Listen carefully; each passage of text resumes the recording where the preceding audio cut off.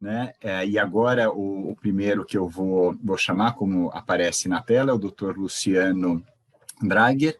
O Dr. Luciano, ele é especialista, claro, em medicina do sono, e ele é o atual presidente da Associação Brasileira do Sono. Ele vai apresentar para nós dados sobre o projeto Hermes Brasil, né? Especialmente o cenário e as principais lacunas no diagnóstico e tratamento de distúrbios do sono. Muito obrigado pela presença, Luciano. Bom, boa tarde a todos e a todas. Obrigado, Marco Baroni, por participar desse importante fórum, com pessoas ilustres, com essa abordagem multifacetada. Eu acho que as duas palestras que foram introdutórias, mais as colocações também da doutora Andréa Levi, foram fundamentais para realmente colocar esse alicerce nessa situação. Nós temos dezenas de distúrbios do sono, claro que a apneia do sono talvez é o grande mote pela sua alta prevalência, mas temos também a insônia, a privação do sono, entre outros distúrbios que impactam a vida, como foi muito bem mostrado.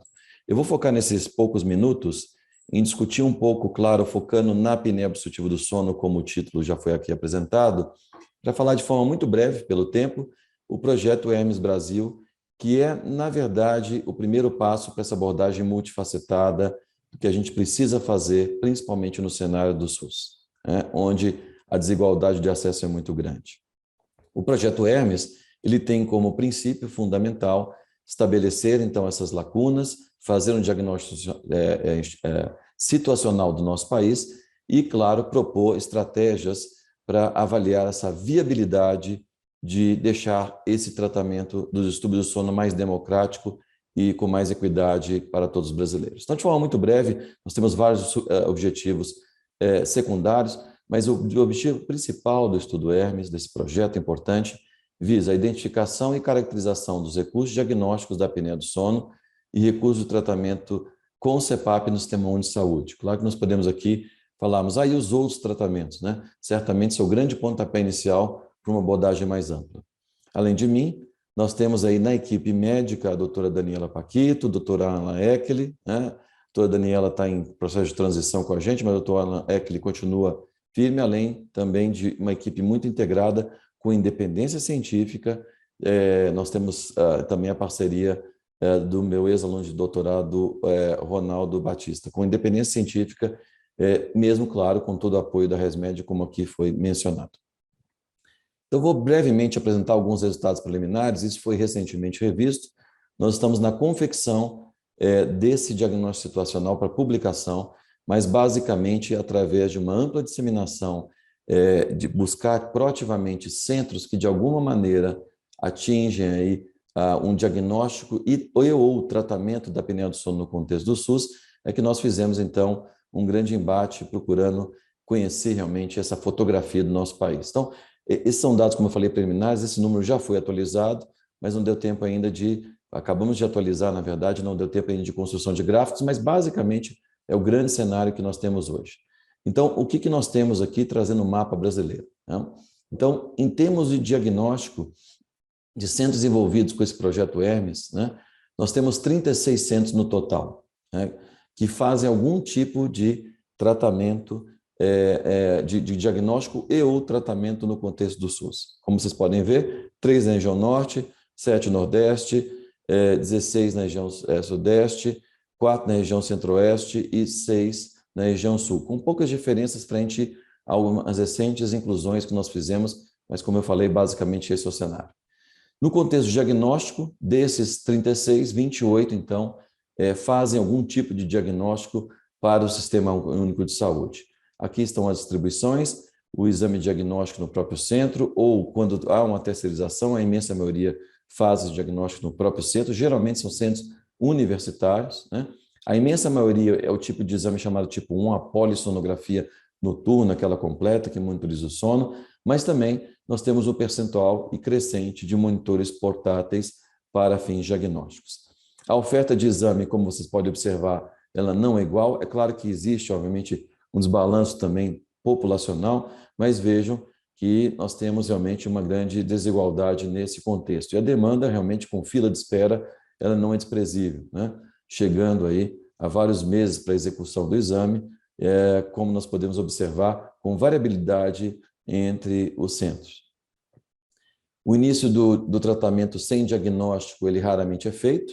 A maioria das pessoas, então, ou protocolares, eles requerem um diagnóstico da apneia obstrutiva do sono para que possa ser instalado algum tipo de tratamento. É óbvio que você pode falar assim, mas é óbvio, eu preciso do diagnóstico nesse sentido.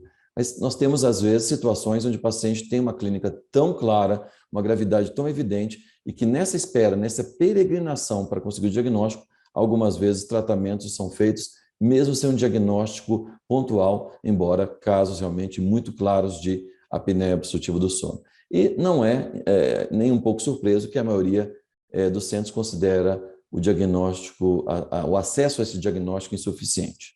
Em relação ao tratamento, como eu falei, é um breve overview numa situação extremamente completa para respeitar o tempo. Dos 36, 34 oferece também algum tipo de tratamento, e aqui está a distribuição entre os centros. As modalidades de tratamento constituem no uso da pressão positiva, seguido também para o avanço mandibular, cirurgias e outras terapias combinadas também. Nós temos também grande variabilidade, isso em meses, para início de tratamento, né?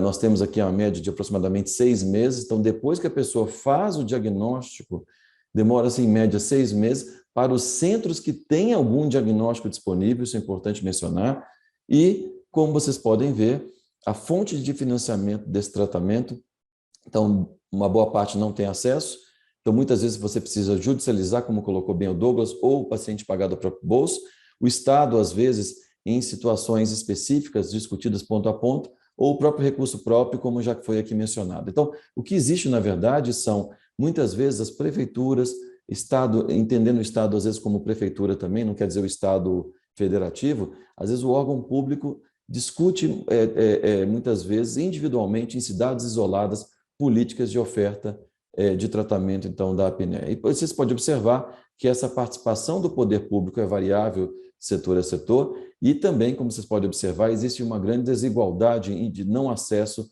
dependendo da região que você estuda.